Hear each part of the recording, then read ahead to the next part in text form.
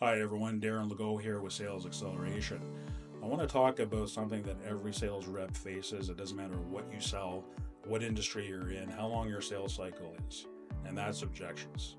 Objections are often feared, but really they should be embraced because an objection is really a buying signal. It shows interest. Unfortunately, a lot of sales reps, because they hear these objections very often, they fumble, they get defensive, and they try to rush through the process.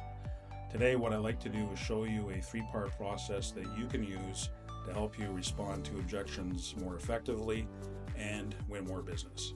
So the first part of the process is not the actual rebuttal or response. What you want to do is you want to make your prospect feel more comfortable, you want to build trust, you want to put their minds at ease. What you want to do is you want to show them that you're acknowledging and you're listening to what they're saying. So a good first step is to say, yeah, that's a valid concern. I've heard that from other people. The next step would be to clarify. What you want to do is you want to ask questions, get a little bit deeper and find out what the real objection is. So for example, you can say, can you tell me a little bit more about what is causing this concern? This can really inspire some discussion and get to the real issue that they're having.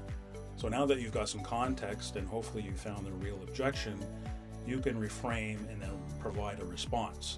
You can say something like, well, here's how one of my clients handled the situation like yours and how I help. So what you want to do is you want to make sure that you handle objections effectively. You want to put your customers at ease, make them feel comfortable. You want to move the conversation along and hopefully get more wins. Now, if you're coaching a sales team and you need some help with how to respond to objections, let's connect, let's have a chat, and I'd be more than happy to help.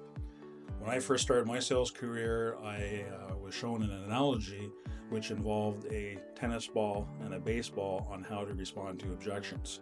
If you're curious as to how a tennis ball and baseball relates to objection handling, watch my next video and we'll show you what that looks like.